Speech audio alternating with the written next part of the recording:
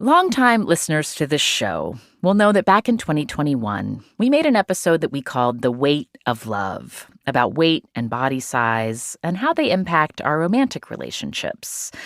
We heard a lot of stories from you, like about how a marriage was challenged when just one partner started losing a lot of weight. And we heard from a listener who found out that their boyfriend was keeping them a secret because he was ashamed of their body. Since we made that episode, there has been a big shift in how we think and talk about weight loss due to drugs like Ozempic. It's brought up a lot more questions, like, is there a right or moral way to lose weight? Or can I still be body positive and take a diet drug? Can I keep the fact that I'm taking a drug secret from family, friends, or loved ones?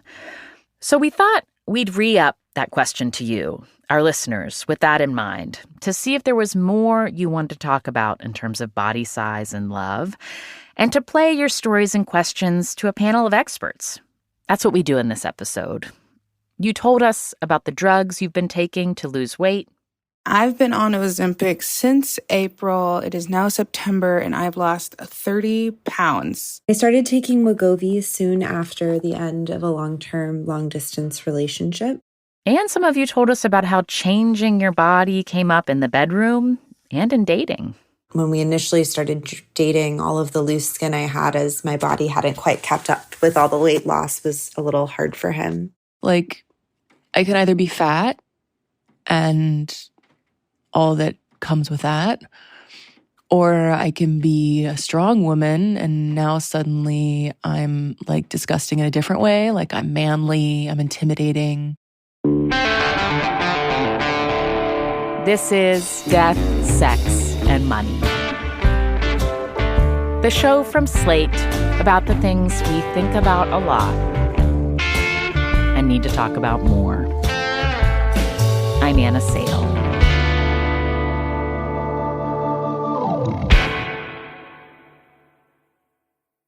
Hey, it's Austin James. If you're like me, trying to live your best life while living with diabetes, you can relate to worrying if you're doing a good job managing your diabetes. I use the Freestyle Libre 3 Plus sensor to get real-time glucose readings and see the impact of every meal and activity to make better decisions. The Freestyle Libre 3 Plus sensor can help me live life with diabetes on my own terms, and it gives me more time for the things I love, like being a dad and a musician. Now this is progress. Learn more at freestylelibre.us. For prescription only. Safety info found at freestylelibre.us. This is Death, Sex, and Money, the show from Slate about the things we think about a lot and need to talk about more. I'm Anna Sale. And you sent in a lot of questions and stories about body size and relationships, and specifically about bigger body size and relationships. And we have convened an advice panel to go through them with me. Let me introduce them. The first is Ronald Young Jr. Hi, Ronald. Welcome back to Death, Sex, and Money. Hello, Anna. I'm happy to be here. You are the maker and host of Wait For It, which just came out with its second season. It is an incredible podcast. Everyone should check it out. You live in Alexandria, Virginia, and you were with us earlier this year when we did an advice show about life transitions, and you did a really good job. So we are so excited that you're back with us. Thank you, Ronald. Thank you, Anna. I'm glad to be here, and I'm glad to help out. And also with us is Anna Holmes, a writer that I have been reading on the internet for years and years, but have never had the opportunity to talk to. Anna, you are an award-winning writer, editor, creative executive. One of your latest projects is the podcast The Wonder of Stevie, which is an Audible podcast about Stevie Wonder. You also have written for The New York Times, The New Yorker, and Slate, where last year you wrote a piece with the headline, Rear-Ended. I've lost 40 pounds since January. Unfortunately, my ass has also gone MIA. We needed to have you in this conversation when we saw that piece, Anna. Thank you for joining us. Thank you so much, other Anna. You are in Los Angeles. And for the purposes of this episode today, you are Anna or Anna H. I am Anna S.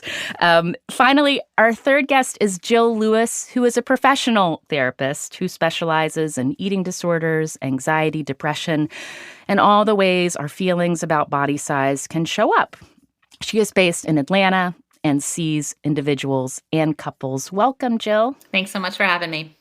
And Jill, just a question just to start to frame this conversation. When you are beginning work with a couple where how they talk about their mix of feelings about each other's body sizes, particularly when it comes to bigger bodies, do they have the language to talk directly about it, or does it start with a lot of evasion? A lot of evasion and a lot of avoidance. Mm-hmm. It can feel overwhelming. It can feel scary. And so there's a lot of dancing around, talking about things until we get to what's actually coming up for them. That's what we're going to try to do today together. We asked listeners for advice questions, and it was interesting. Some people have questions, but some people just sent in stories, rather by email or with voice memo, because they just needed to share. So I got this feeling that there's not a lot of places to talk as openly as we need to about our feelings about body size. And so we're going to trade stories and explore our own mixed feelings about what is beautiful, what is worthy, how people treat us when our weight fluctuates. And I want to start actually with a listener we're calling Dana. Let's listen to what she shared with us. I just started taking semaglutide this week, actually. I'm 36 years old. I have 2 kids. My youngest just turned 3, and I'm not having any more. I felt a lot of pressure in the last 3 years to get my quote-unquote body back, and I think about it all the time. I rarely talk about it, though. I am married, and my husband and I have a great relationship. He has been going to the gym and slowly building muscle and changing his body in a positive way, and I felt behind the ball. So I made the decision to try out the medicine, and when I told him, it almost made me feel worse because he was so encouraging about it. But I'm excited for this journey. I dream about wearing my clothes that I still have from my pre-pregnancy. And that thought makes me both happy and sad because that's what I want, but it's sad that I want that. And I wish I could be happy just as I am. I feel like we hear from Dana there just so many mixed feelings. The first thing that really strikes me is I think about it all the time. I think about it all the time, she repeats. Rana, what did you hear in what Dana was saying? Oh, I mean, it felt very relatable, like the idea. I mean, wait for it exists because I think about my weight all the time. That's the opening line of the show is I can't remember a time I wasn't thinking about my weight. And so with the onset of semaglutides and GLP-1 drugs comes this opportunity for you to feel like you're escaping a type of oppression that comes with being in a bigger body and feeling like you don't fit into the rest of the world. So when I'm listening to her talk about that, I'm listening to her kind of think about what if it were different right now? What could I change right now? But unfortunately, when you go on a GLP-1 drug or a semaglutide, that still means that there's a journey ahead of you. It's not going to change you in the moment immediately. There's still a journey that's to come with that change. So you really have to choose, like in the midst of making that change, what is actually going to make you happy in the moment? And that might not be a GLP-1 drug. But if it is, even if you get to the destination that you think you're getting to, are you going to be happy in that moment? And I think that's the question she should be trying to answer before she does anything, before she makes any decision she's going to make next. And we're catching her right in real time. She's just starting taking the drugs. And Jill, I hear her say, I told my partner that I was going to try this, and then I was somewhat deflated by his enthusiasm for me trying this drug. Does that happen a lot? Have you heard that before? I mean, at times, I haven't quite heard that as often. I think the part I actually connected to a bit with that was, yes, that could have deflated her. I also wonder if there was a part where he was trying to be supportive of a space that she holds shame. And so I think another way I would approach that is there a way that your partner is trying to join you in this space that feels so painful? I think it gets missed because it feels like, oh, he wants me to be different. And that's the message that is heard, is I'm not good enough right now. And so that's part of the conversation is I'm not good enough. Can I meet your needs? And I think that's part of the conversation. And I really want to agree with Ronald is what's the ultimate goal? Because the reality is you're still you when you get to wherever you are. And so what is the internal noise, battle, feelings about how to feel more confident in how you're going to show up daily? Because this isn't a magic pill. So those are some of the things I would hear. And how can we speak to our partners kindly when respectfully when we're getting a bit stuck in some of the noise up in our heads? Mm-hmm. And Anna, you have written about taking these drugs and starting. Yeah. What was it like for you in those first weeks when you were thinking about, why am I doing this and where's it going to get me? Well, I'm trying to remember how it began. And I believe I was in my doctor's office just getting a physical, and he had a pamphlet for something called Mounjaro. And I asked about it. I had heard of it. My friend was on it. He said I would be a fine candidate for it. He prescribed it.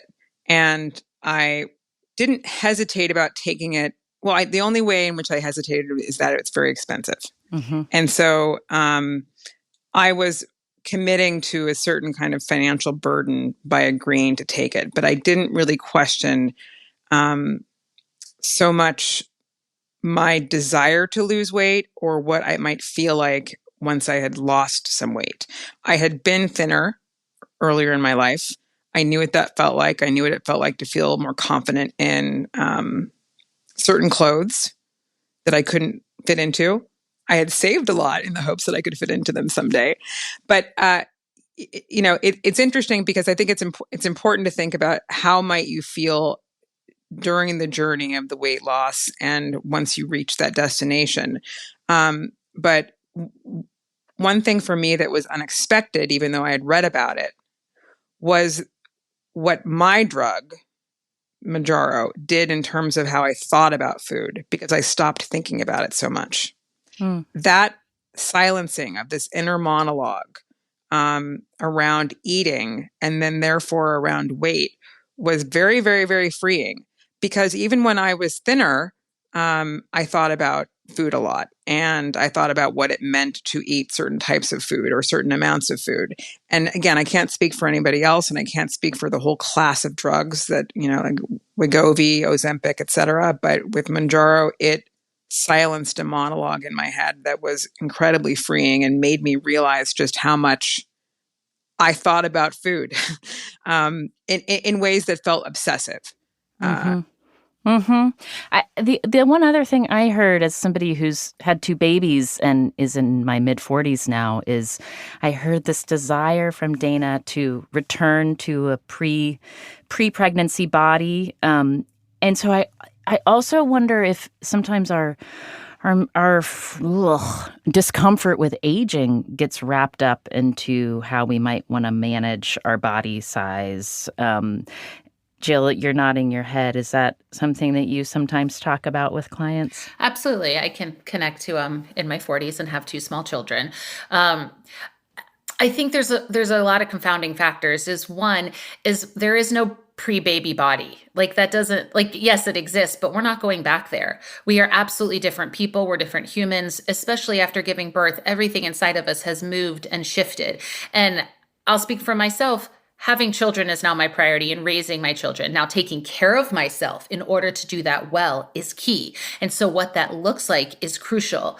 But I think the idea that we have to go back to something when we're in a totally different place feels like just a setup. And it feels really sad that what you're doing now can't be part of the excitement and the joy that this body and this fantasy that we hold from 5-10 years ago has to be this dream that truly at this point is not attainable. Mm-hmm. I think about that when I look at my C-section scar, which when you have a C-section scar, it creates this little shelf where your stomach kind of rolls over it. And I think, oh, I wish that wasn't there. And then I think, well, then that baby would have either never have happened or still be inside me because that was required to get her out. So, yes, going back is a complicated fantasy. Let's listen to a listener we're calling Esperanza, who started taking Ozempic this past spring, and at this point, she's lost over 30 pounds. My older sister and I have been overweight since childhood. My parents were not very supportive or even really happy about having overweight kids, and they've been forcing diets and going to the gym since I was 7. My sister was kind of like the weight loss med guinea pig, and my parents would put her on. There was that Azulay that stops you from like absorbing fat. There were like these sprinkles where it was like you put someone sweet food, you put someone savory food, and on Nutrisystem, and, just a bunch of other things. And I dealt with an eating disorder and body image issues and really bad social anxiety because of, all of that. And I feel like Ozempic is, to me, it kind of feels like an ADHD drug. Like, I feel like a sense of like being more in my body and calm and not so much racing thoughts. The only people I've told were now my older sister, my best friend, and my parents. Yeah, I've seen a lot of judgment around people that use Ozempic. Like, I don't want that. I would like to avoid a lot of that if I can. And I feel based on my appearance, being overweight, I get judged before I even speak. So I just can't handle like another thing on top of that for people to judge me unfairly on. I just can't handle another way that people are going to project all their moralities on me. Ronald, as you were working on Wait For It, the latest season, and thinking about how you would talk about these weight loss drugs and who was choosing to try them, who was not, did you come across these kinds of dividing lines about what felt comfortable for people to try and also to share that they were trying? It's funny because we're working on our Ozempic episode now. It'll be like kind of like one of the final episodes of the season. And we already got 2 emails because I did an interview episode with Martinez Evans in which we kind of touched a little bit on the GLP-1 drugs. And one thing he kind of mentioned that he talked about the negative side effects. And so we went back and forth, and I essentially feel the same way about weight loss drugs that I do about bariatric surgery, which is that they're not for me. So, and I try to make sure I say they're not for me if you choose to do that. Can you say why? Well, because I feel like I feel like when I talk to my friends who've had bariatric surgery, there's a bunch of things that have happened to them along that journey that I'm like, I don't want to be straight sized that much. And I think that's what, like, when they talk about like what they have to do before the surgery, what they can and can't eat after the surgery, and the way in which their lives are changed for the rest of their lives. For me, I'm like, I think I'm okay. Like, just if I'm just gonna be fat and I don't have to go through that, I'm okay with that. Or if I were gonna go through it, I feel like for me, I would prefer to just hit the gym as hard as possible. And maybe if I don't lose as much weight, who cares? You know what I mean? And I feel like there's some sort of nuanced version of acceptance in there, but there absolutely is a divide between like the morality of a person who takes the GLP-1 drugs or the bariatric surgery or does it the air quote right way or the air quote natural way, which I think is absolutely wrong. And it still begs the question of the one thing that Anna just said, which is talking about food noise, which as soon as I heard that these drugs remove the food noise from people's brains, I began to wonder why we're not having a larger conversation about the ways in which people with food noise and without food noise could be predisposed to different situations, which means all those years that I was on the treadmill and someone was yelling at me, you don't have no willpower, you don't have no discipline, they weren't realizing that I am genetically different from them in my mind. And because that's never get addressed, I feel like I'm owed double reparations as a result of it. Because it's like, you spent all this time yelling about me about something that I could not do. And this is the evidence right here. And I'm confused as to why, rather than the morality of taking the drug or not, why that's not the center of this conversation, to be like, oh, food noise, real thing, you jerk. Mm-hmm. Jill, like, how should we understand what food noise is in people's minds and brains and mental health? I mean, it's an inordinate preoccupation with food, when you're eating, how you're going to eat, what's the caloric intake, when's my next meal, who's going to be there. I mean, it is constant. It is 24/7, right? Or I've just finished and there's still some veggies and pita and dip in front of me. Is anyone else going to finish it? Can I finish it? What if I finish it? Should I finish it? Right? If I do, is someone else going to think about that I ate it? Are they paying attention to me? Oh, I mean, my God, yes. Sorry, yes, yes. You're narrating my life, Jill. Stop. Oh, my God. Yeah, I mean, there is an inordinate preoccupation. I had a friend who said she should not be taking this drug. She is in a very thin, privileged body, but she did one time, and she said, do you know what I could do with my life if I didn't hear this noise 24/7? She's like, it would open up so much. So I think that is a real thing, and many people don't have it, and so many people do. And there's genetic components, there's predisposition, it's the way that our world functions, it's preoccupation with food and social. I mean, there's so many factors that overlap and go into how this noise is created. Mm-hmm. I also think it's gender related. I think a lot of young girls from a very young age start thinking about calories and intake and whether they are too fat or what they define as being too fat. There was a period of time when I didn't think about these things, probably up until about the age of 11 or 12. And then it started to set in. And it wasn't because I had parents who were shaming me about my weight at all. They never said a thing about my weight. And my weight was pretty, I'd say, I was on the quote unquote normal, whatever that means, part of the spectrum.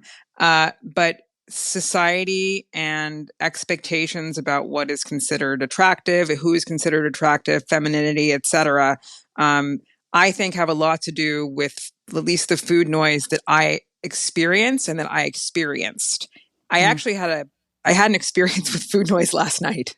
Mm-hmm. I take my drug once every 10 days now instead of once a week because it's I'm using it as a maintenance. I've already kind of lost the weight that I needed to lose, and I'm on the tail end of the 10 days. And what happens is you start to feel your appetite come back with a vengeance. I mean, not just in a way that's a bit unnerving. And you start to hear the food noise again. And because I'm on the tail end of taking the drug, I was at a kid's birthday party and all I could do was think about the cakes and the cakes I was looking at and which cake did I want to try? Maybe I wanted to have both. When were they going to be done serving the children so that I could have my piece? It's not so much that it's debilitating, but it's kind of demoralizing. Yeah. To have that sort of noise in your head.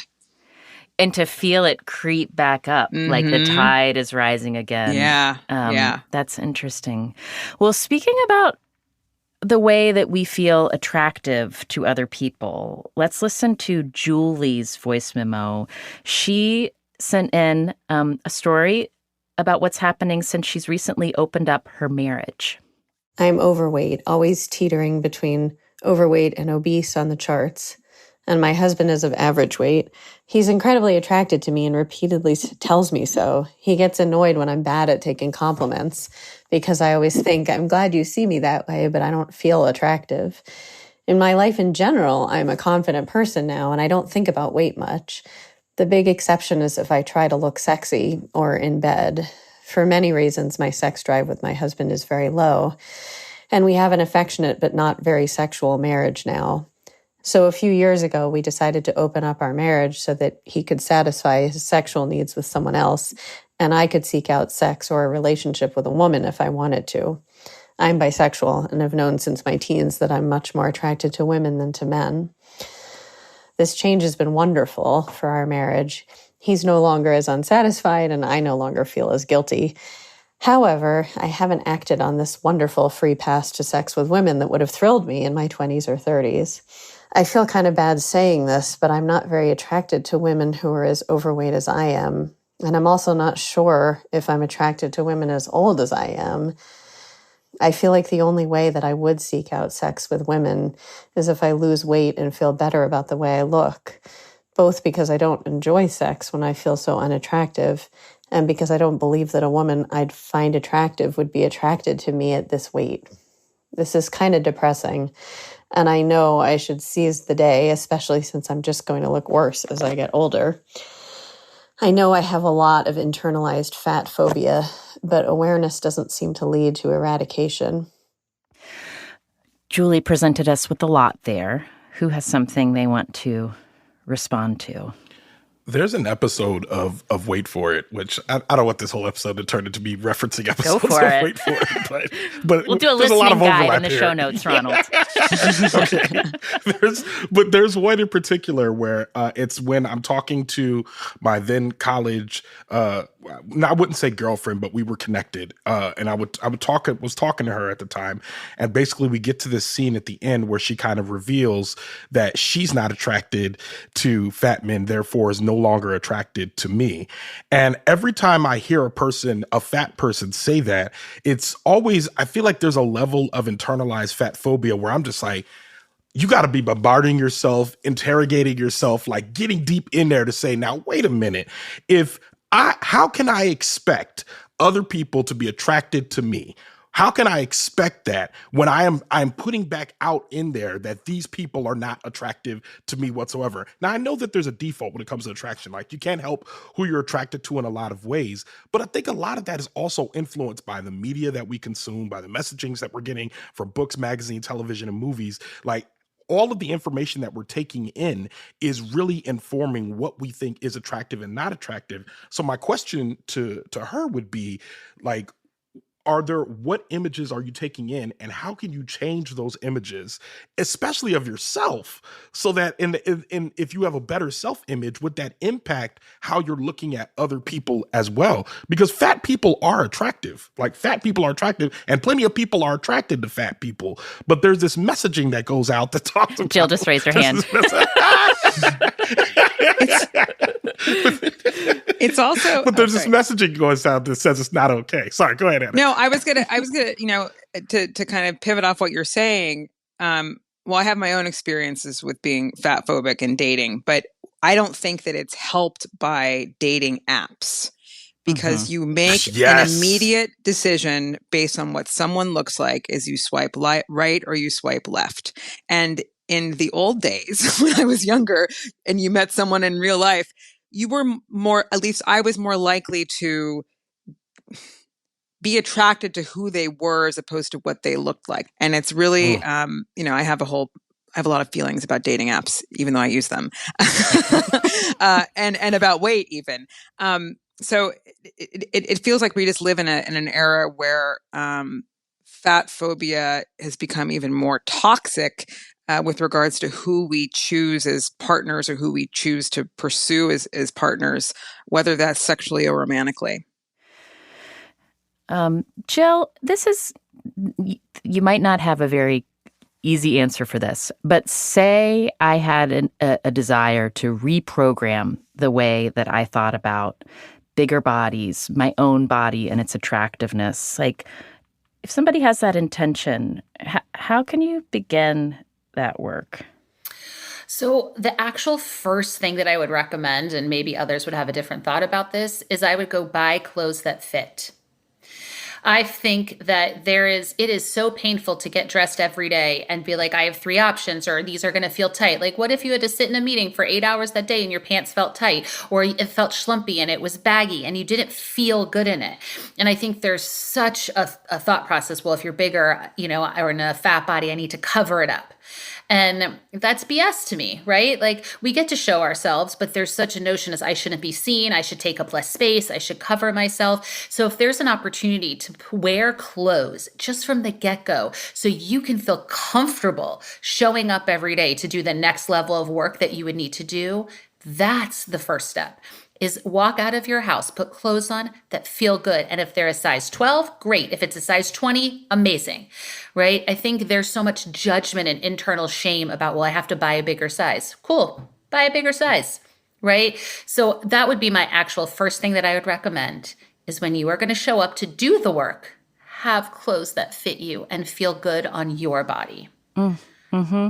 I really like that. I have recently started wearing a larger size pants, and something that makes me feel sexy in a way that I have overlooked for a decade is fragrance.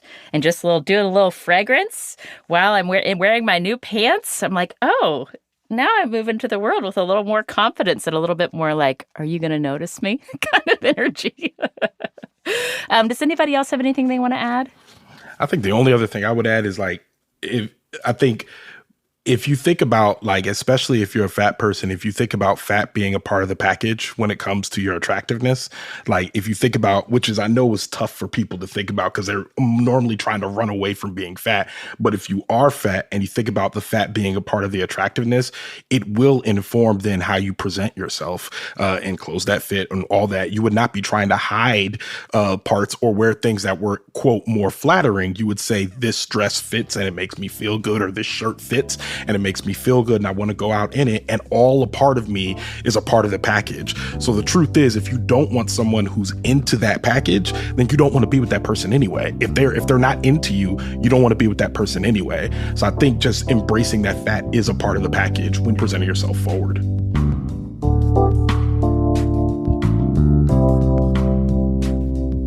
We'll have more of your stories and questions after the break.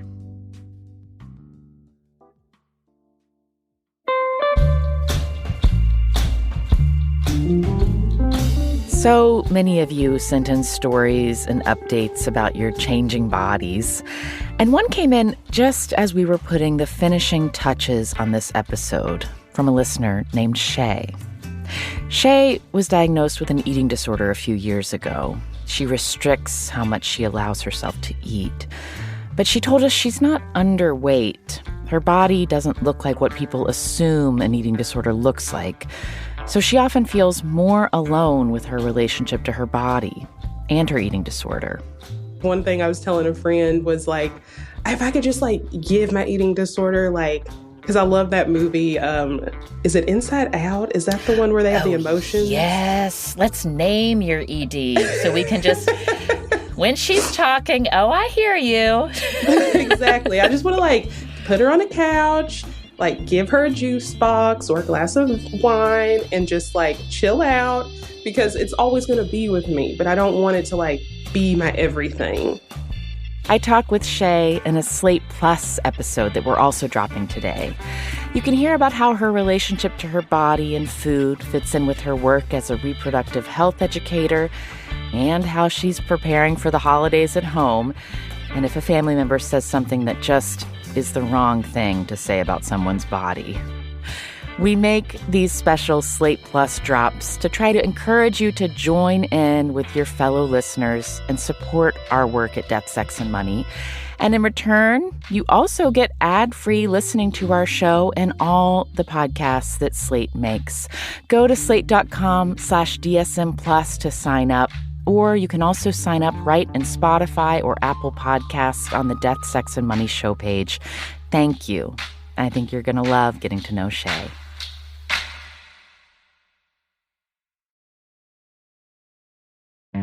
As the weather turns cooler, there's so many things to look forward to. Putting on slippers first thing in the morning, cooking up a big pot of stew, and slipping into cozy sweaters from Quince. I've been wearing my fisherman's crew neck sweater from Quince a lot. I slip it on over a button-down or a long-sleeve shirt, and it has this classic autumn look that makes me feel okay, welcoming the shorter days and the falling leaves. And another bonus, it's an affordable addition to my sweater rotation. Quince items are priced 50 to 80% less than similar brands. That includes beautiful leather jackets, cotton cardigans, soft denim, and more. How are they able to do that? They partner directly with top factories and cut out the cost of the middleman, which passes the savings on to us. And Quince only works with factories that use safe, ethical, and responsible manufacturing practices. And of course, premium fabrics and finishes for that luxury feel in every piece. Get cozy in Quince's high-quality wardrobe essentials. Go to quince.com/DSM for free shipping on your order and 365-day returns. That's QUINCE.com/DSM to get free shipping and 365-day returns. Quince.com/DSM. This episode is brought to you by Public.com. Did you know you can lock in a 6% or higher yield with a bond account at public.com? The Federal Reserve announced another rate cut, and there could be more rate cuts this year and in 2025 as well. That's good news if you're looking to buy a home, but it might not be so good for the interest you earn on your cash. So if you want to lock in a 6% or higher yield with a diversified portfolio of high yield and investment grade bonds, check out public.com. It only takes a couple of minutes to sign up, and once you lock in your yield, you can earn regular interest payments even as rates decline. Lock in a 6% or higher yield with a bond account at public.com/DSM. But remember, your yield is not locked in until you invest. Brought to you by Public Investing, member FINRA and SIPC. As of September 26, 2024, the average annualized yield to worst across the bond account is greater than 6%. Yield to worst is not guaranteed, not an investment recommendation. All investing involves risks. Visit public.com/disclosures/bond-account for more info. This episode is brought to you by Saks.com. There's joy in finding the perfect gift for the ones you love, but it can be a challenge. Saks.com's holiday gift guide makes it easy. Whether you're surprising your hard-to-shop-for sister with a Chloe bracelet bag or gifting your partner a memorable scent from Gucci, at Saks.com, there's holiday inspiration for every personality on your list. I can remember as a kid, my mom took a trip to New York right around this time of year and went to Saks. And she came home with a few items that I remember feeling they were so sophisticated and luxurious and special. And that's kind of what I think about when I go to Saks.com and look around. When you go to the holiday gift guide, I went to the stocking stuffers section and immediately saw these really cool perfume sets that could be a nice gift for someone, some new Ray-Ban sunglasses. I also noticed some La Mer face cream that maybe I would enjoy. You can add instant cheer to your home with some bright decor or bundle up in a scarf coat from Totem to stay warm all season long. Saks.com's hand-picked guide can help take the stress out of the holidays by helping you choose gifts for your loved ones and maybe one or two for yourself. Find gifts guaranteed to bring joy to everyone this holiday season at Saks.com. That's Saks.com for the ultimate holiday gift guide and all the shopping inspiration you need.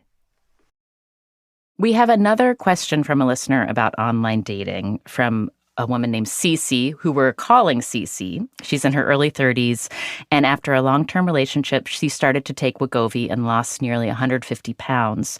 She was on dating apps while losing weight, and she had a hard time figuring out which photos to use while her body was in transition. Let's take a listen to that. I found that to be really hard because it was really hard to figure out what pictures to put on the dating websites or apps because my body was constantly in transition.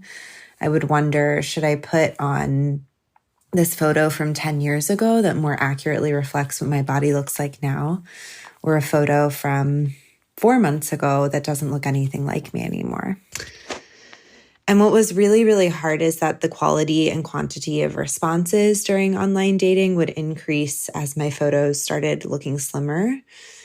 And it was all just really disheartening. I met my current partner when I was about 20 pounds heavier than I am currently and about 40 pounds heavier than where I ended up natering at. He also really struggles with his weight and binge eating, and we were really upfront about our struggles early on, and it was part of why I was attracted to him. It's really hard, though. He's never seen me or known me at my heaviest. We've had conversations about how if I were to regain the weight, he claims that he would love me regardless and stick around. But that's hard to know if that's actually true. And he has been honest that he doesn't think he would have swiped on me if I had used photos of myself at my heaviest. And that is a really hard pill for me to swallow.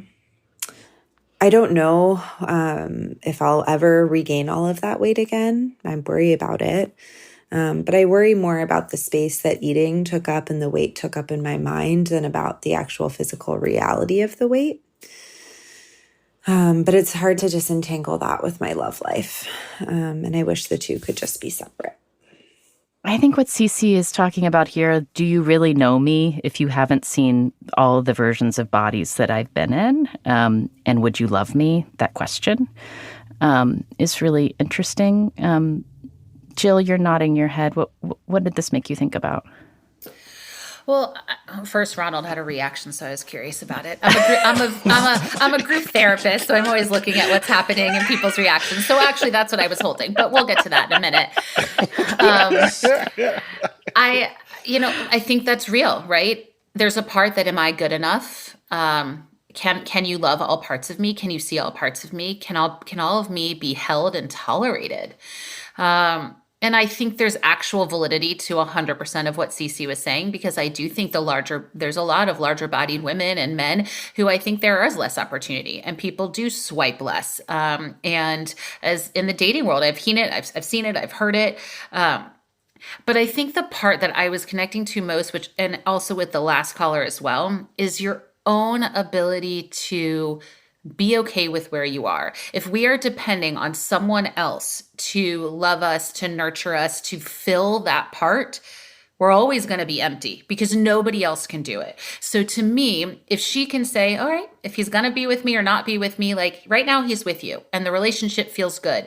Worrying and future tripping about what could happen, again, a past body, what it could have looked like, that's not going to get us very far. We understand that we're bringing that baggage and we understand we're coming with our own traumas. But also if Cece can say, I value what I have done. This has been important for my health. It has quieted the foo noise. I get to be more present in my life. I get to play. I get to be more excited and to own that. To me, that's what feels most important, and trying to let go of what could or should a partner do at some fictitious time in the future that we can't predict or know. That to me is more wasted energy, just like the food noise. Ronald, we have to go to you because Jill noticed something I didn't. Ronald, what do you want to add? She noticed it when she said, the guy says, I would like you if you gained weight, but I would not have swiped right on you if you had been at your heaviest, which Maya Angelou says, when someone tells you who they are, believe them, or someone shows who you are, believe them. And I feel like this is a perfect example. If he's saying to your face that if you were heavier, I would not be with you, that should give you some sort of indication of what may happen in the future. And Jill, I agree with everything that you just said. I don't think that we should dwell on that happening because there is love that exists in the room that grows. And like you find, like my mother got really sick before she died and my dad was in there with her and she lost weight and she was like, it was tough. You know what I mean? It was tough to see my mom change physically in that way, in her face and in her hair and all of that, right? But my dad still loved her through it because he loves her. And I think that is a love that can exist in romantic relationships. However, if somebody's popping off at the mouth early in your relationship, when y'all ain't even like been through the fire and saying to you like, hey, if you look worse, I'm not going to be here for you, or I'm not even going to swipe right on you, then as far as I'm concerned, you have all the information you need right there.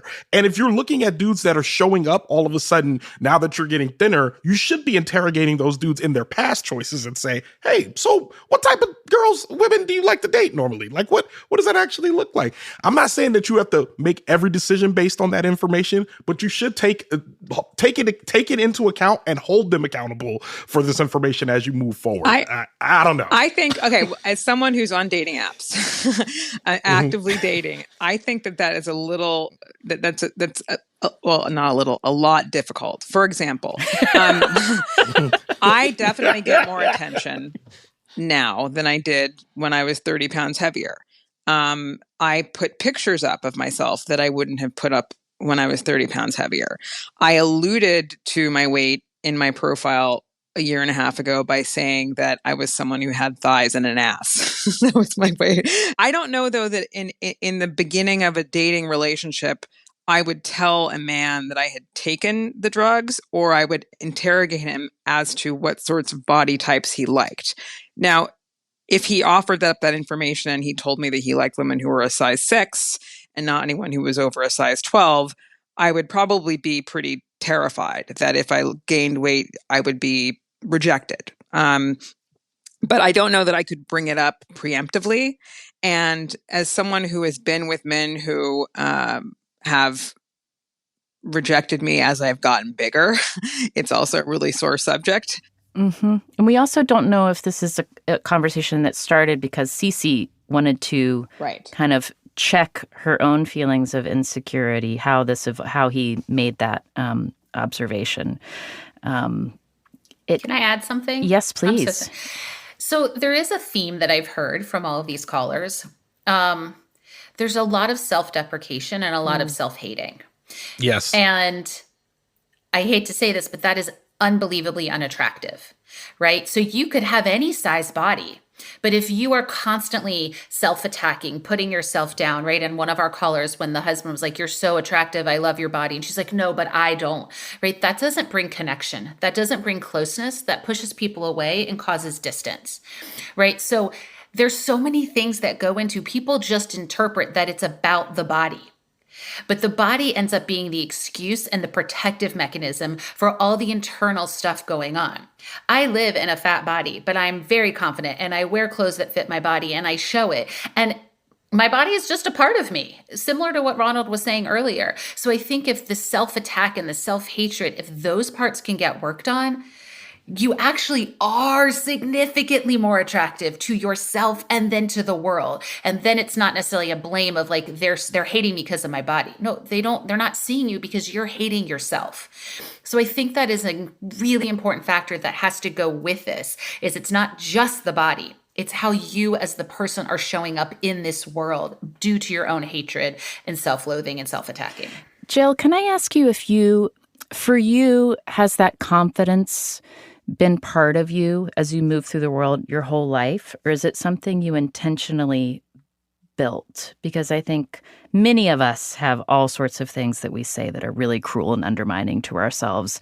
And figuring out how to create new patterns in what we tell ourselves can be tricky. And Absolutely. For you, what was that process like? Or was it a process?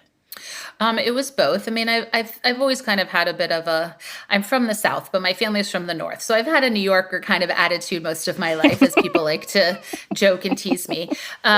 So there has been some confidence and self-assuredness in a lot of ways. I would say with my body, that part has been harder. And after having kids, it was even harder. And I just decided that this was a body I was living in. And this is a body that can hike and it can climb and it can bike ride, and it carried 2 children. And I other day carried one son on my front up the stairs while the other one was on the back. God and bless. I mean, I'm strong. Thank you. So it's been a process. And one of those truly was finding clothes that I loved in any size, right? Like I'll give a plug for Anthropology. They're very size inclusive. And that is a brand that I connect with. And so instead of ordering clothes off Amazon because they were cheap and fit, I spent money and said, I want to wear things that fit me. And I want to feel sexy and I want to feel confident in these things. So it's been a process. A long process. And I would say in the last couple of years, I've probably hit my stride. But yeah, it takes time and to trust myself and to believe in myself and what I can do. Let's move to Harriet, because there's this internal work we each have to do. And then in a relationship, we're doing internal work next to somebody else who may or may not be doing internal work. And then there's the dynamic of how we talk together. Let's listen to what she had to share. Ugh, I hate saying this. I'm the slim one, and my partner, he has become what I would describe as obese. We first became in a relationship about 3 years ago, and then it really developed into a complex situation to where myself, and of course him, realized that I was an alcoholic. So I was not the best partner. We split up for 6 months, and now that I'm sober, we've hit a point to where he's been drastically gaining weight. I look at pictures back from when we first started dating, and I'm like, whoa, this is not good. And I brought it up once, and I will not do that again, because bringing it up turned into a conversation about who am I to speak about body health? Because according to my partner, I don't have the credibility to bring things up about what is healthy, because I was not healthy to my body for a very long time. We're still living apart right now, but we want to have a future together. We both want to have a family and to have children, but he looks at me and says, well, can you stay sober? And I want to look at him and say, will you take care of your body?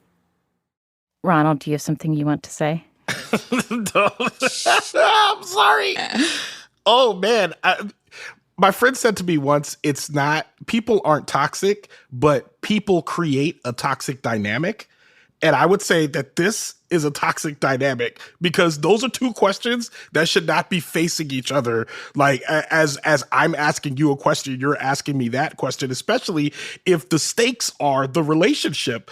I think that these are people that probably need to spend that time in separation, also in therapy, answering those questions for themselves and not holding those questions as an accountability to one another, because these are deeply personal. And for me to ask someone else that, like the body thing, I mean, I almost came out of my body listening to her ask that guy that question. You know what I mean? That just feels very, very deeply personal. Well, tell me why you almost came out of your body. What did that bring up?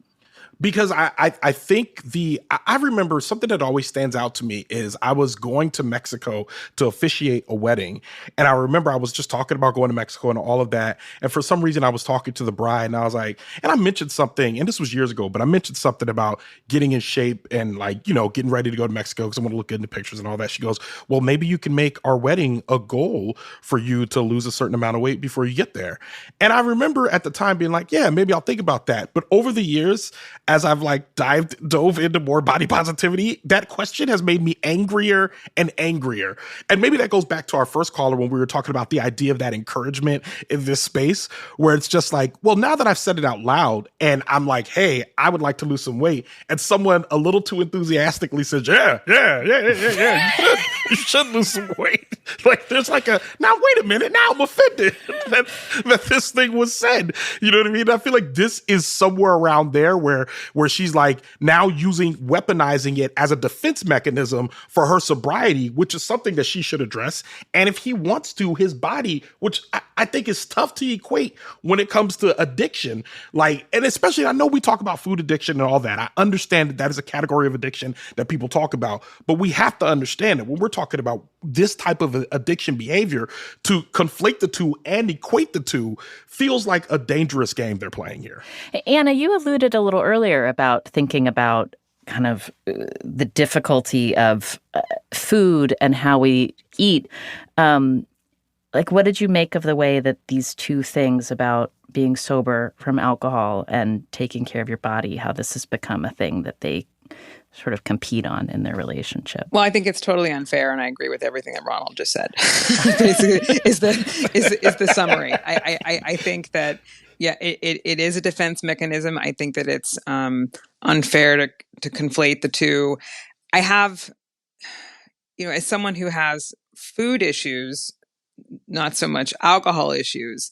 And because food is one of those things that is necessary for survival and alcohol is not, I wonder whether there's a sort of hierarchy in my own mind as to what is a more insidious addiction. Does that make sense? Mm-hmm. Ronald is nodding his head. Yes. So it does feel like the relationship is quite fraught. I think that the separation is a good thing and that they should continue to try and work on themselves. But I don't think that throwing bombs at one another is at all helpful. So I agree with most of what's being said, but I have a different take on this in some ways.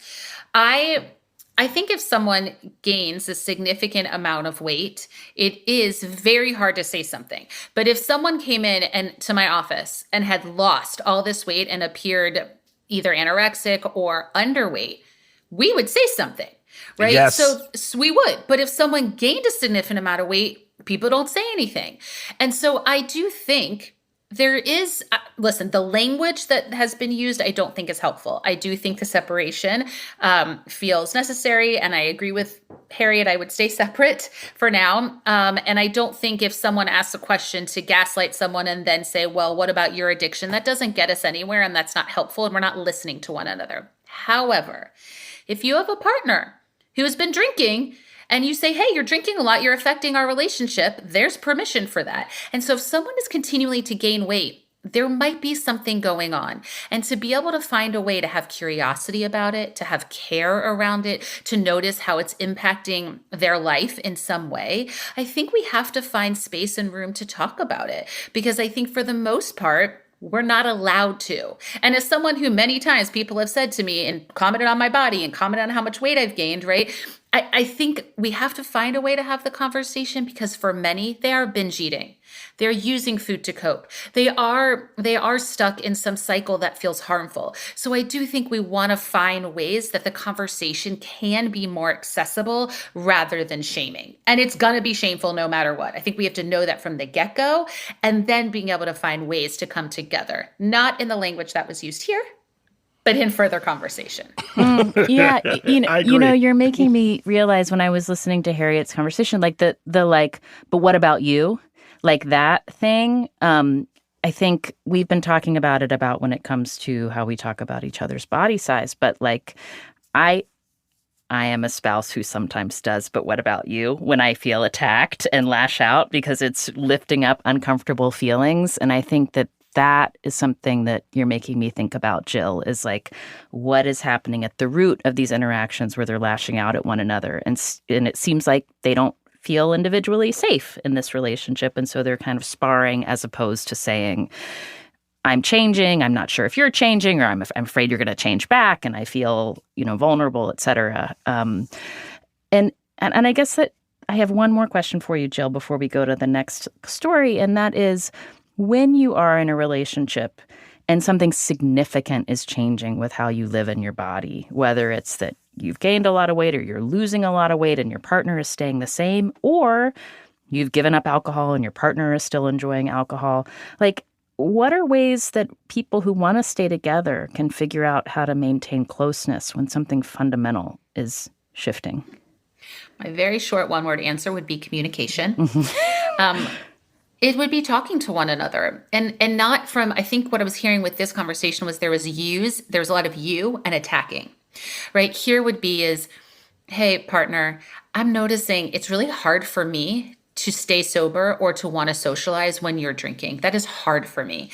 Can we find a middle ground that when we go out together, maybe we do fun stuff that doesn't involve drinking or doesn't involve food or whatever it is? I think it's being able to speak in I statements, to share the feelings that are coming up, how your partner affects you and what happens without attacking, and being open to the feedback you might get that might not be exactly what you want.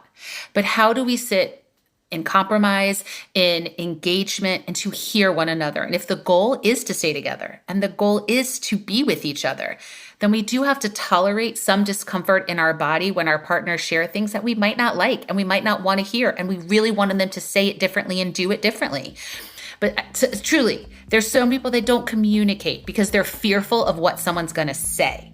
But reality, they've created an entire narrative in our head. So what if we sat down and we talked about how these things were affecting us and how do we move to the next steps with each other together rather than moving further apart? And what does that look like together? Coming up, more of your stories and some scripts for pep talks when you're looking in the mirror.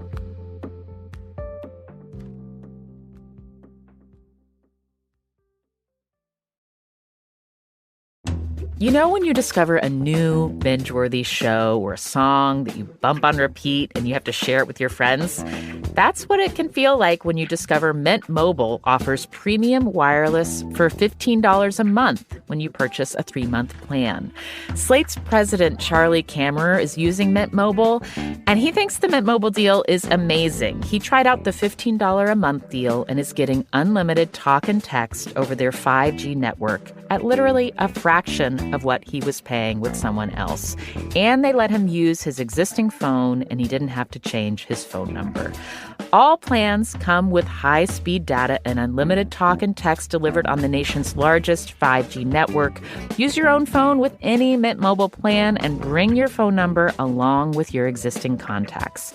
To get this new customer offer and your new 3-month premium wireless plan for just $15 a month, go to mintmobile.com/DSM. That's mintmobile.com/DSM. Cut your wireless bill to $15 a month at mintmobile.com/DSM. $45 upfront payment required, which is equivalent to $15 a month. New customers on first 3-month plan only. Speed slower above 40 gigabytes on unlimited plan. Additional taxes, fees, and restrictions apply. See Mint Mobile for details. I am all about finding stories in what we do with our money. And in my personal life, I found that Rocket Money helps me do that. I use it to track my monthly budgets, spending, and saving patterns. And Rocket Money also shows me all the subscriptions I have month to month. It even alerts me when I have a new one or if it's gone up in price. And if I want to cancel one, Rocket Money helps me with that too. Rocket Money is a personal finance app that helps find and cancel your unwanted subscriptions, monitors your spending, and helps lower your bills so you can grow your savings. Rocket Money's dashboard gives a clear view of expenses, and you can create a budget to keep spending on track. The new goals feature automatically saves money, and you get alerts if bills increase, there's unusual spending, or if you're close to going over budget. Rocket Money will even try to negotiate lower bills for you. Rocket Money has over 5 million users and has saved a total of $500 million in canceled subscriptions, saving members up to $740 a year when using all of the app's premium features. Stop wasting your money on things you don't use. Cancel your unwanted subscriptions by going to rocketmoney.com/DSM. That's rocketmoney.com/DSM, rocketmoney.com/DSM. Here's a voice memo from a listener we're calling Noelle, and she recalled a relationship with her first great love, someone she got together with in her early 20s while he was older, nearly 40, and he was very critical of her weight. She called her body size the ghost in the relationship. Here's a bit of what she said. It would be brought up like maybe once a year whenever we were talking about just the, marriage and just being together long term, right? And that he would always say he wasn't sure if if we were to have a kid and maybe like I didn't lose the weight and he wouldn't feel attracted to me. So we ended up being together for 4.5 years. We even got to live together. We were in a very committed and serious relationship. And at the end, he just said that he wasn't sure if I was a person for him. And the reason was because, he didn't think that he was going to be able to feel attracted to me, for the rest of his life. So I now understand that a lot of that fear and all those issues that he had have a lot more to do with him than with me. But it was not easy nonetheless. And before I get your responses on that about Noelle, I want to read another email from the other side of a relationship, someone who shamed a loved one and has regrets. The email said, "The recent broadcast of The Weight of Love struck a deep chord with me, not because I am overweight, because I shamed and nagged and criticized a very vulnerable person, my partner at the time, about her weight to the point that it caused great harm. It was/is the worst thing I've ever done to another person, and more than a year later, I feel a sense of profound shame when I reflect on my behavior." Now, we reached back out to the person who sent that email, but they didn't respond. And so I imagine a question here could be, if you are the person who sent that email, could something be gained by reaching out and apologizing? Do I think something will be fixed? Not necessarily. But if I were on the receiving end and someone did all of it, I'm all about people doing their work. So if this person came and realized this was mean, I would feel appreciative that they came back and owned how they treated me and what they said and what they did. I don't think we're not gonna get back into a relationship. I don't think it's gonna fix or solve something. Now, if the reason they're doing it is solely to alleviate their own guilt then no, I don't want to hear it. And what about Noelle's story? She describes this relationship as her first great love. It sounds like there was something really meaningful there. And also the kind of, you can hear kind of a little wistfulness and sadness that she still speaks about it with. What did you all hear when Noelle was sharing her story? I can tell you what I didn't hear. Mm-hmm. What I didn't hear her saying, I didn't feel like I heard her beating herself up for her weight. There was the wistfulness. There was the kind of, maybe you could say there was a little bit of longing, sentimentality, but I didn't hear her say that if only that, then this, meaning if only she had been skinnier, then he might have stayed with her.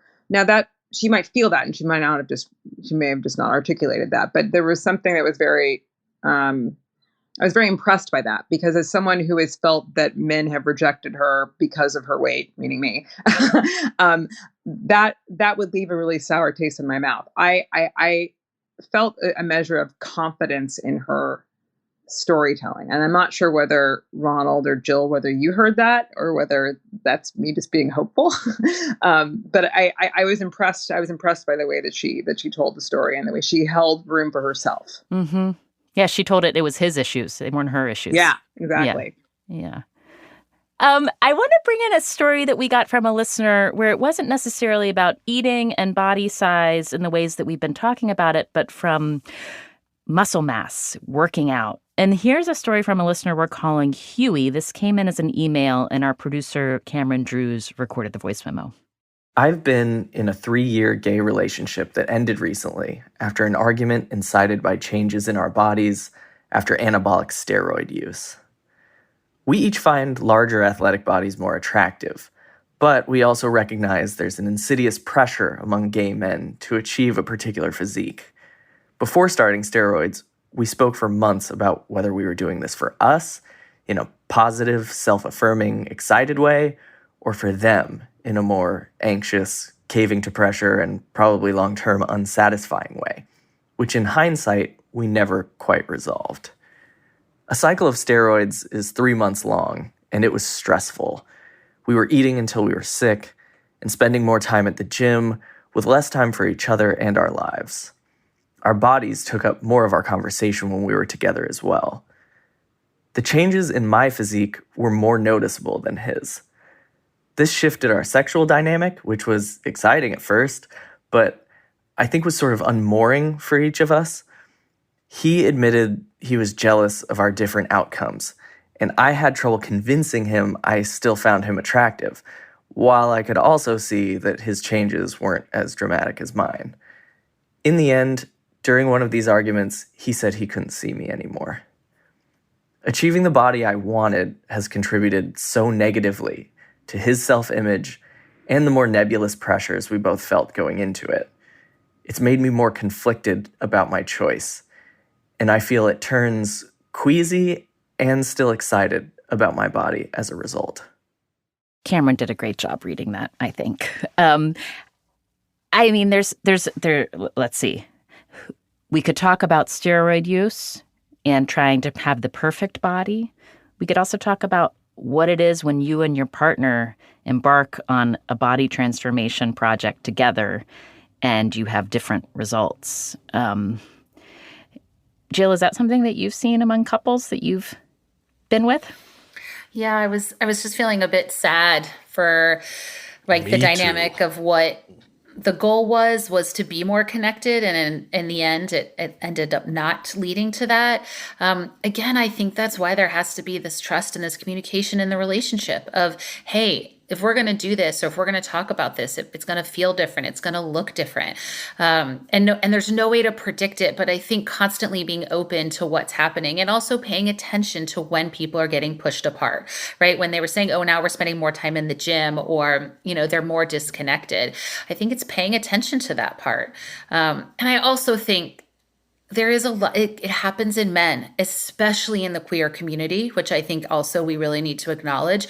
But there is a lot of body noise and a lot of body shame for men too. Yes, it is more prominent in women, but it is a whole section of men that also we're not acknowledging and talking about. And then it becomes quieter and more shameful because it's not being talked about. And because many eating disorder programs or groups are catered towards women. And so men then feel like, oh, I have this disease, or I want my body to look a certain way, or I have shame about my body. And there's no room for them to go and talk about it because it's more hidden and secretive. So those were actually all the things I was holding around this dynamic.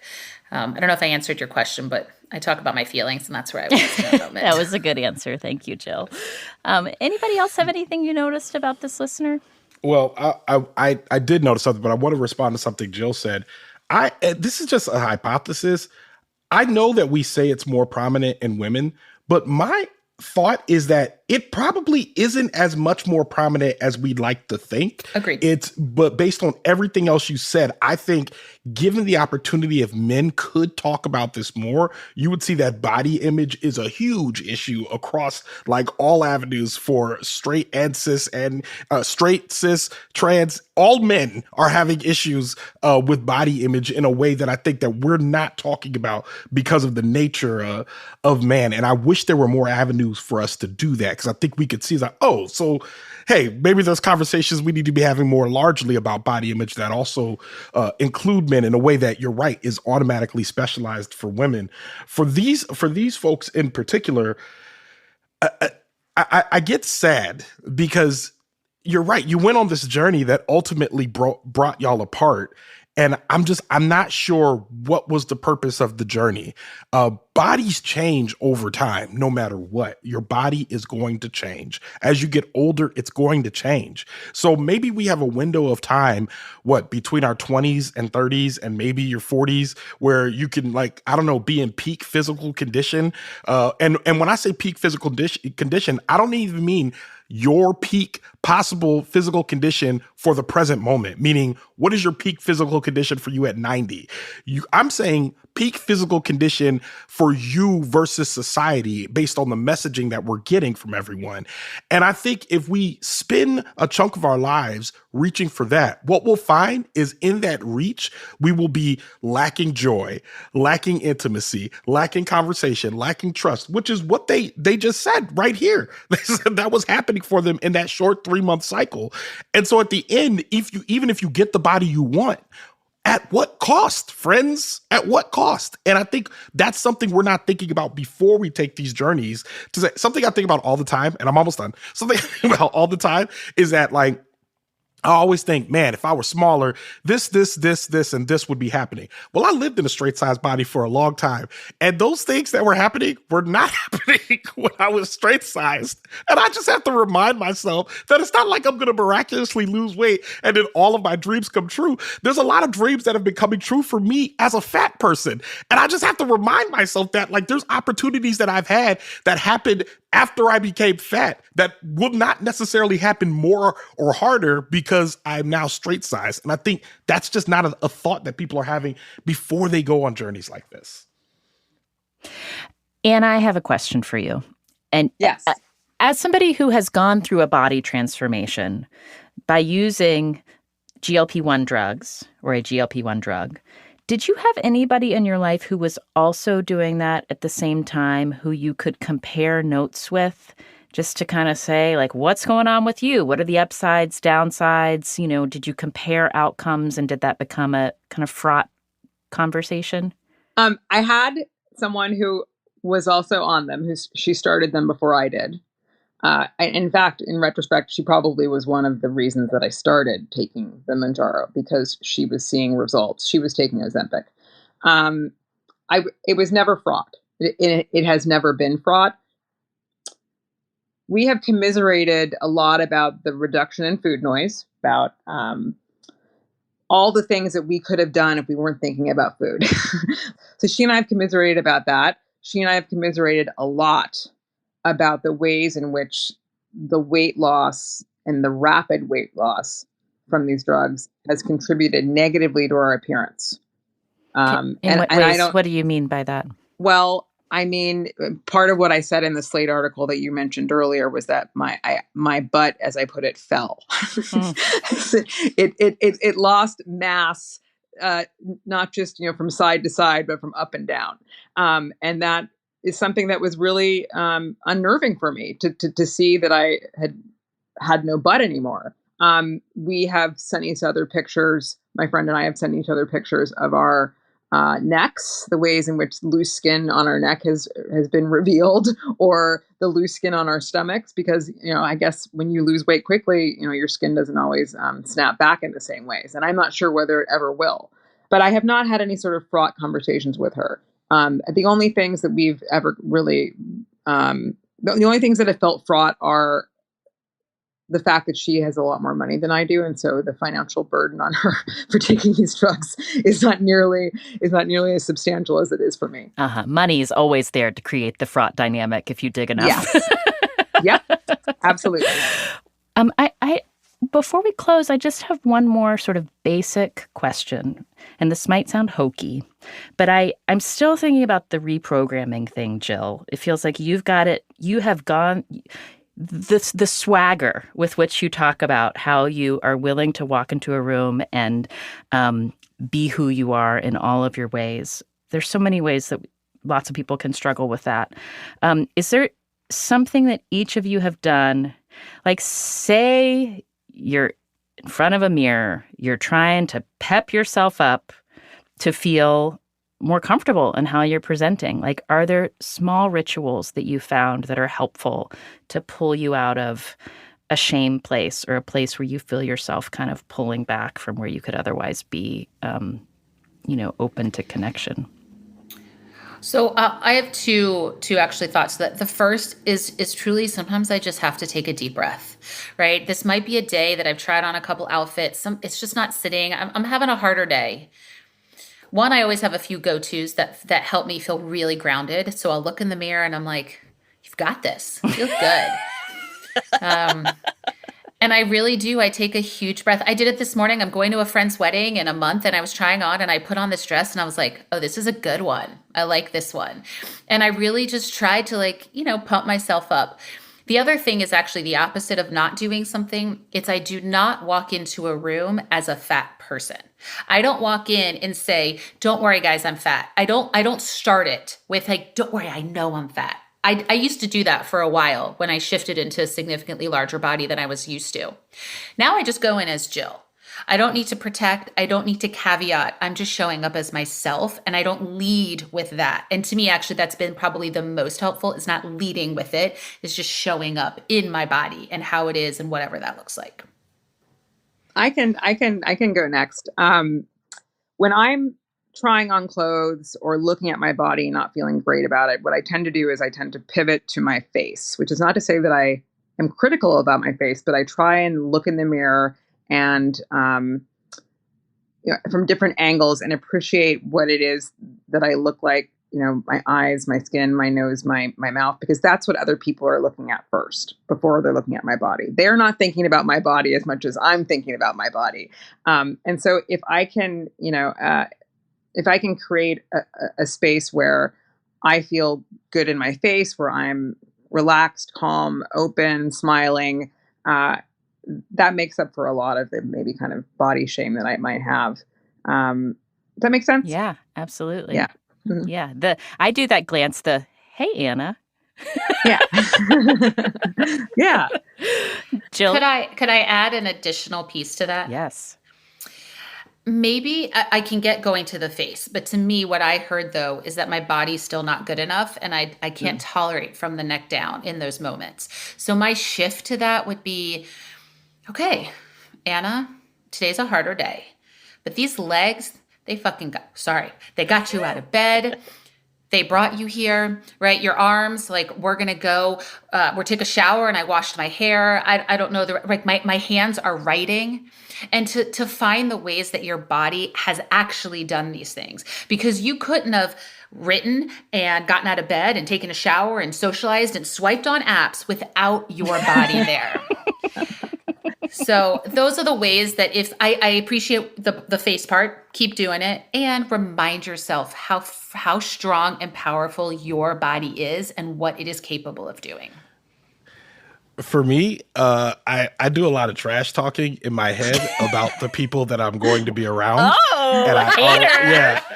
Yeah. So I immediately walk in and be like, they're not going to be as best dressed as me. They're not going to have these shoes. They're not going to have these glasses. Most of y'all can't even grow beards. What are y'all talking about? Y'all can't beat me. I don't care if I'm fatter than you. I'm going to win. If we're in this room, if we take pictures, I'm going to be ready. Y'all ain't ready. I don't care how fat I am. I'm ready to be in this picture. You're not ready to be in this picture. Look at those shoes. That's what I do inside my head as I'm getting dressed and before I leave. And I mean, 9 times out of 10, I'm like, I just remind myself that, like, you know, there's a lot of ways in which we feel good about ourselves, and there's a lot of ways in which we can make ourselves look good before you walk out of a room.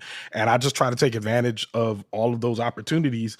And I mean, I feel like I do that in a lot of ways. So, I mean, talk trash. Talk trash, denigrate other people like a fire hose in your mind. Yeah, in your head. In your head. Thank you all so much for joining with us. I'm going to remind everybody what your names are and where they can find your work. Ronald Young Jr. is the host and creator of Wait For It, which just came out with its 2nd season. You can find Wait For It from Radiotopia wherever you get your podcasts. Anna Holmes is a writer, editor, creative executive based in Los Angeles. You can find all of her writing at annaholmes.com and go find The Wonder of Stevie, the new podcast from Audible about Stevie Wonder that she executive produced.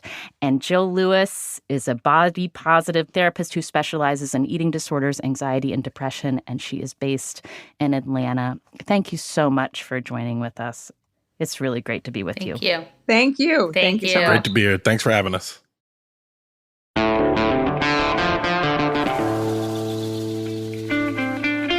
Thank you to all the listeners who sent in questions and stories about your bodies. This episode was produced by Zoe Azulay and Cameron Drews. Death, Sex, and Money is produced by Slate. Andrew Dunn is also on our show team. Daisy Rosario is our senior supervising producer at Slate. Alicia Montgomery is Slate's head of audio. If you are not already a member of Slate Plus, please sign up to support our work. You'll get a special ad-free stream of our show and exclusive Slate Plus drops. Go to slate.com/DSM Plus to sign up for $5 a month for the first 3 months, or you can just sign up right at the Death, Sex, and Money show page in Apple Podcasts and Spotify. Our theme music is by the Reverend John DeLure and Steve Lewis. If you are new to our show, welcome. We're glad you're here. You can find us and follow us on Instagram at DeathSexMoney, and you can read my weekly newsletter at annasale.substack.com. You can also reach us anytime with more stories, pep talks, questions, critiques. Our email address is deathsexmoney@slate.com. We love hearing from you. I'm Anna Sale, and this is Death, Sex, and Money from Slate.